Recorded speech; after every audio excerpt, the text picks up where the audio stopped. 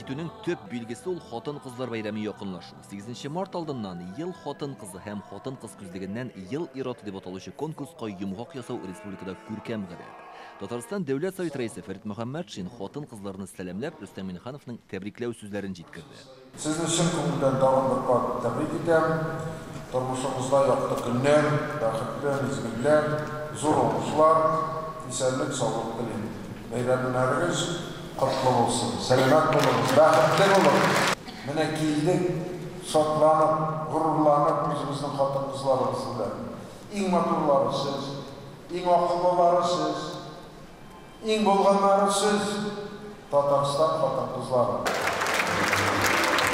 Гөлчәчәк Нигъмәтуллина Әгерҗедән бу тантанага иртәнге 3-тә торып килгән. Ул озак еллар дәвамында районның балалар һәм яшүсмерләр приюты җитәкчесе.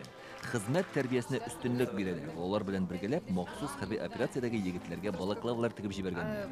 Бүген ул хатын-кыз ел үрнәге номинациясе җиңүчесе исеменә лаек булды. Без балаларны 7 яшьтән 18 яшькә кадәр балаларны тегү һөнәренә өйрәтәбез. Шушы тегү өлкәсендә biz балалар белән төрле әйберләр тегәбез. Узган ел без балаклава тегә башладык. Бүгенге көндә 190 балаклав тапшырдык. Гөлүсә Закирова якты дөнья матурлаган күңел күзе белән күрергә булыша. Ул Татарстанның начар күрүчеләр китапханәсе хезмәткәре. Театрларда татар телендә тифлы комментатор булып та эшли. Гөлүсә хатын-кыз һәм рухият номинациясендә җиңүче. Минем күзләрем белән күрмәүчеләр театр сәнгатен күрә алалар. Менә шушы аларга шушы якты дөньяны күрсәтү зур бәхет үзе. Бу минем өчен бик игелекле хезмәт. Мәдәният улы җыр бию генә түгел, тәрбия чарасында ди Мамадыш кызы Илмира Әхмәтова. Безнең заман наш Әдәм фестивалендә уңышларга ирешкән. Бер чарада аннан башка үтми, бүген ул сәхнә түренә җиңүче буларак чыкты. Бүгенге үземнең җиңүемне дә минем менә иң беренче чиратта гаиләмә багышласым килә. Ул беренче чиратта минем әти-әниемә һәм икенче чиратта ул минем иҗади гаиләмә, минем командама. Барлыгы 8 номинациядә җиңүчеләр бүләкләнде. Алар төрле тармакта әйдәп баручылар, эшмәкәрләр, галимнәр. Смысл жизни мужчине может дать только женщина.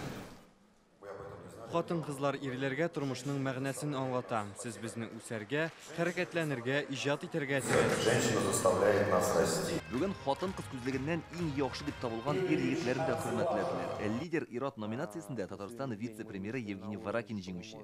Үзе тантанада юк иде. Ул Лисичан шәһәрен сөкләндерү эшләрен оештыру белән мәшгуль. Бүген бүләкләнүчеләр арасында хәйриячеләр, эшмәкәрләр, махсус хәрби операциядә катнашучыларга ярдәм итүчеләр. Балалар белән күбесенчә эшлибез. Патриотик тәрбия, балаларга бирергә тырышабыз. Мин үзем Афганистан сугышында булган идем, анда да әзрәк опыт бар. Печки өзем ясадым, гуманитарную помощь апардым тигән Луганская областька. Әлеге конкурс 1996 елдан бирле оештырылып килә. Узган ел анда катнашырга 300-дән артык гариза кабул иткәннәр. Бүген монда җиңүләүчеләр дипломнар гына түгел, мәрхәмәтлек, җаваплылык һәм итәгатьлек кебек күркәм сыйфатларга да ия. Нәкъ менә шундый киң күңелле затлар тормышны матуррак һәм мәгънәлерәк итә дә инде.